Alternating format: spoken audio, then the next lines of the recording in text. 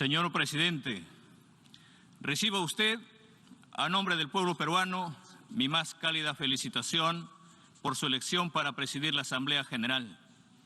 Su amplia experiencia diplomática y su compromiso con los temas medioambientales contribuirán, estoy seguro, al éxito de nuestros trabajos. Deseo, asimismo, saludar y agradecer al secretario general Antonio Guterres por sus iniciativas para promover una gobernanza global más eficiente y más justa, así como por la esforzada labor que viene realizando en un mundo convulsionado que exige liderazgos fuertes. La situación internacional es compleja, difícil y delicada. Los equilibrios estratégicos se están modificando y nuestros pueblos ven con inquietud y preocupación el deterioro de la paz, el deterioro del medio ambiente y de la situación económica internacional.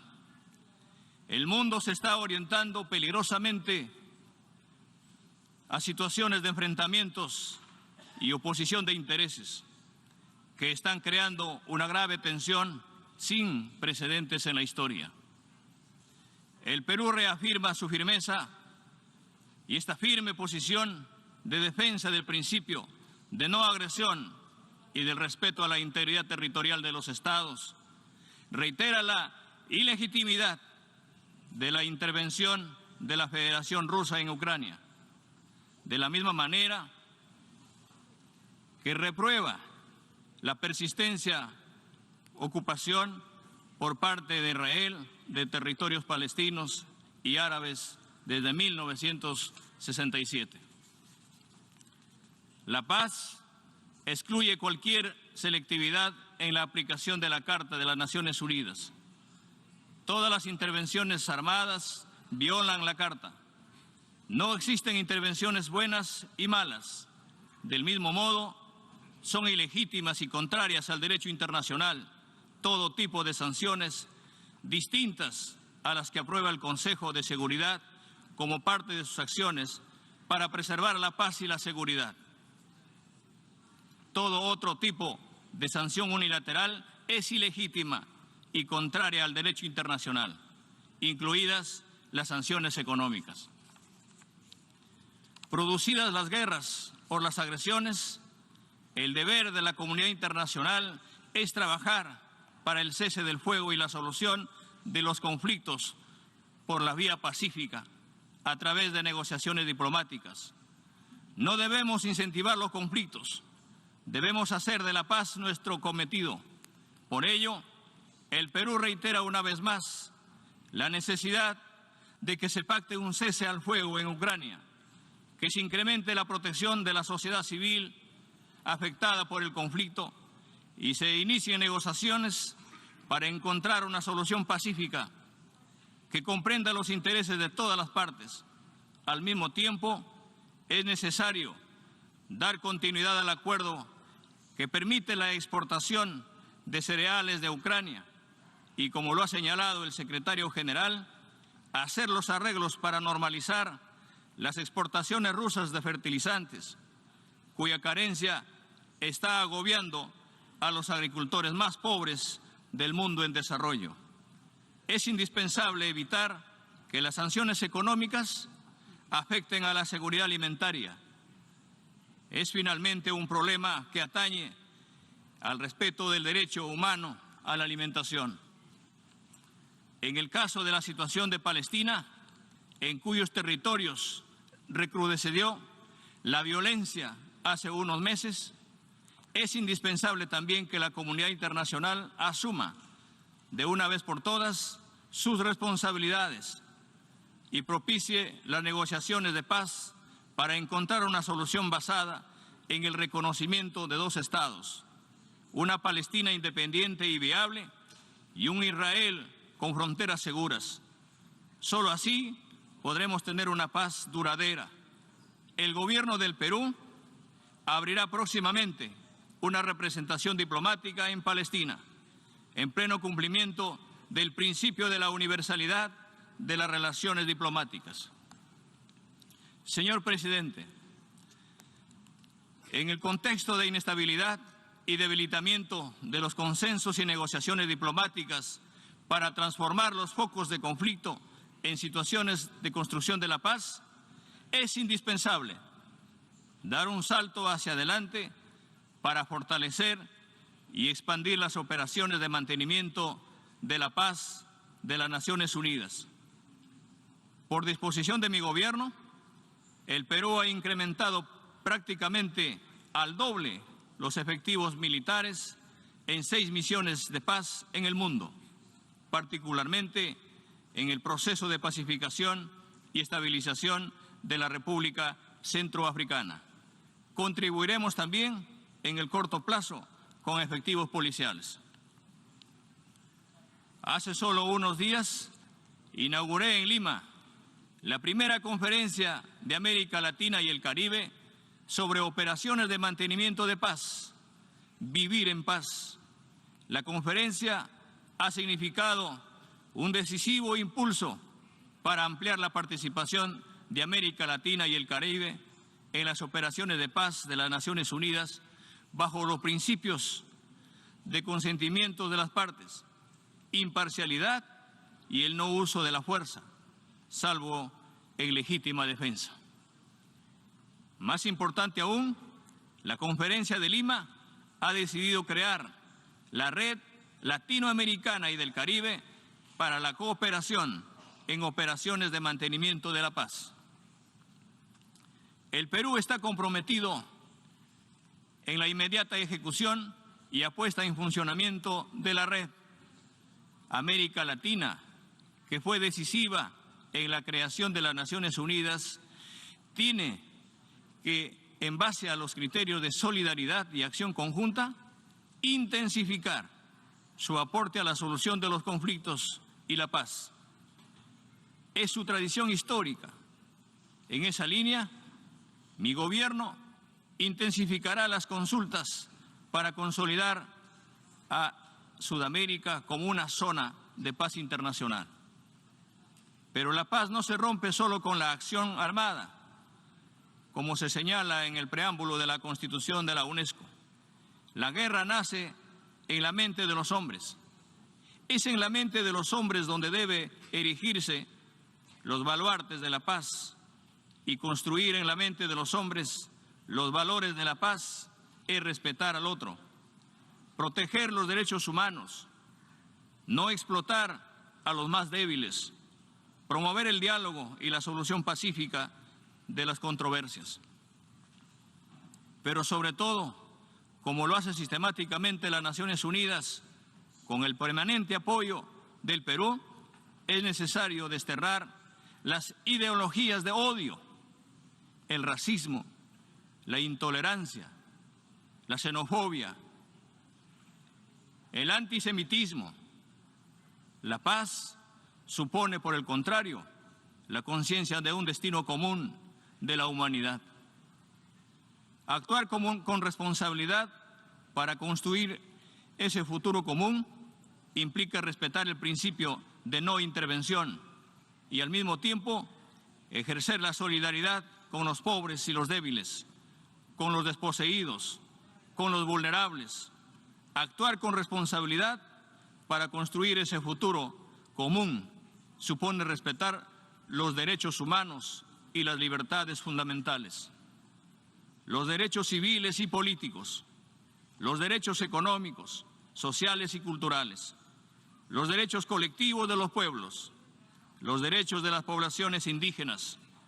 El Estado tiene el deber de garantizar las libertades de los individuos, pero también garantizar la satisfacción de los derechos sociales esenciales para la dignidad humana, como el derecho humano a la educación, el derecho humano a la salud, el derecho humano a la vivienda, el derecho humano al agua, a la alimentación, a un salario digno y, gracias a esta Asamblea General, el derecho humano a un medio ambiente limpio, sano y sostenible. La construcción de la paz supone también cumplir con el mandato de resolver la situación aún pendiente de los pueblos y territorios coloniales. El Perú luchó por su independencia a inicios del siglo XIX en base al principio de la libre determinación de los pueblos. Por eso, su diplomacia, desde 1947, ha respaldado y respalda firmemente el acceso a la independencia y libre determinación de los territorios y los pueblos que están bajo el mandato de las Naciones Unidas para acceder a su independencia. El Perú ha restablecido relaciones diplomáticas con la República Árabe Saharaui Democrática y respalda firmemente su derecho a la autodeterminación. Brindamos nuestro más amplio apoyo a las naciones que debe realizar el representante del secretario general para restablecer el cese del fuego en el Sáhara Occidental y propiciar una solución negociada y pacífica. En la misma convicción, el Perú reconoce plenamente los derechos de soberanía de la República Argentina en las Islas Malvinas y demandamos a las partes el inicio de consultas y negociaciones para concretar este objetivo imperativo. Señor presidente, la situación económica internacional se está tornando crítica.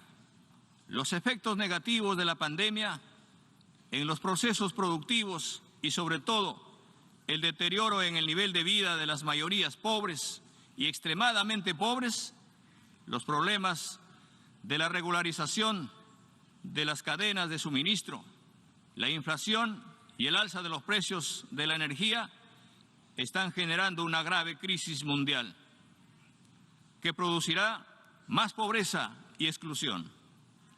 Los indicadores del crecimiento global no son alentadores. Por el contrario, el crecimiento mundial está a la baja. América Latina está sufriendo los impactos negativos de la inflación, de la reducción del crecimiento económico y de las dificultades para recuperar los niveles de lucha contra la pobreza y la pobreza extrema alcanzados previos a la pandemia. La región presenta tasas de endeudamiento cada vez más altas y de difícil sostenibilidad.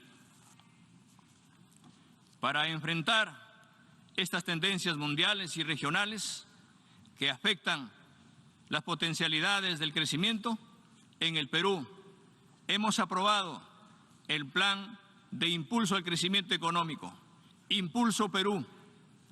Nuestra meta es crecer al 3.3%, en todo caso, por encima de la meta promedio para América Latina. Estamos convencidos que el objetivo central es la generación de mayor empleo, con mejor calidad, y para ello estamos impulsando y mejorando las condiciones para la inversión nacional y extranjera. En este plan tienen un lugar privilegiado las micros, pequeñas y medianas empresas. El Perú es un país con variables macroeconómicas estables y positivas, una economía funcional a la inversión privada y pública en beneficio de los más necesitados. El secretario general, Antonio Guterres, ha planteado la necesidad de un nuevo pacto social global. Ese nuevo compromiso tiene necesariamente que estar vinculado al cumplimiento de las metas de desarrollo sostenible que hoy están gravemente comprometidas. Necesitamos reafirmar nuestra voluntad política para que la prioridad del sistema de desarrollo de las Naciones Unidas, en el marco de todas las agencias, sea el cumplimiento de las metas de la Agenda 2030 en las áreas más críticas de la hora actual. Reducir a la mitad el número de pobres, erradicar la pobreza extrema, hacer del hambre cero una realidad para dotar de seguridad alimentaria a todas las familias, lograr una cobertura sanitaria eficiente y universal para todos y para todas, asegurar que todos los niños y niñas terminen la educación primaria y secundaria de manera gratuita, equitativa y con calidad. Poner fin a todas las formas de discriminación contra las mujeres y las niñas en el mundo. Lograr el acceso universal y equitativo al agua potable a un precio asequible para todos y lograr progresivamente y mantener el crecimiento de los ingresos del 40% más pobre de la población a una tasa superior a la media nacional. El nuevo Pacto Global debe encontrar su fortaleza y dinámica en un renovado compromiso que concentre nuestra voluntad política y los recursos financieros en el cumplimiento de estas metas de la Agenda 2030. La Agenda 2030 no solo es un programa por la paz, la justicia y la igualdad a nivel global, sino parte esencial de nuestras agendas nacionales. Durante este año, el cambio climático ha hecho que el calor extremo y las inundaciones lleguen a sus peores niveles. Las concentraciones de gases de efecto invernadero continúan incrementándose. Estas son las llamadas de atención de la Madre Tierra para que no sigamos agrediendo a la naturaleza. Hago un llamamiento especialmente a las naciones industrializadas para dar un nuevo impulso para frenar el calentamiento global. Como jefes de Estado, debemos ser conscientes que nuestras metas para cumplir los compromisos de reducción de nuevas emisiones ya necesitan ser 7 veces mayor para alcanzar el objetivo de un calentamiento global no mayores del 1.5 grados. Las Naciones Unidas han ratificado su apoyo a los defensores del medio ambiente, a la protección de sus derechos, de su vida y al acceso a la información medioambiental por parte de los ciudadanos y los pueblos indígenas. El Acuerdo de Escazú, que el Perú ha suscrito, refleja la conciencia de los pueblos de América Latina para aplicar la histórica decisión de la Asamblea General que ha reconocido los derechos ambientales como derechos humanos. Escazú es un instrumento para afirmar nuestra soberanía sobre los recursos naturales en la Amazonía. Los océanos requieren también urgentes pactos para preservar la vida y los ecosistemas marinos. Su biodiversidad. El Perú respalda las negociaciones para un tratado que regule las actividades pesqueras y elimine la contaminación de los mares más allá de las 200 millas y reitera firmemente su dominio marítimo hasta las 200 millas como lo estableció su Constitución. Señor Presidente, América Latina, una tradición democrática y al mismo tiempo representa los índices de mayor desigualdad social.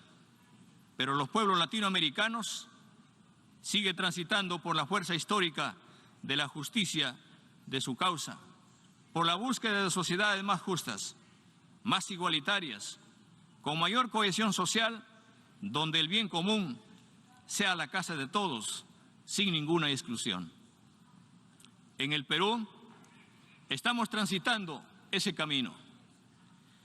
La democracia supone la existencia de posiciones políticas, de esas posiciones políticas opuestas.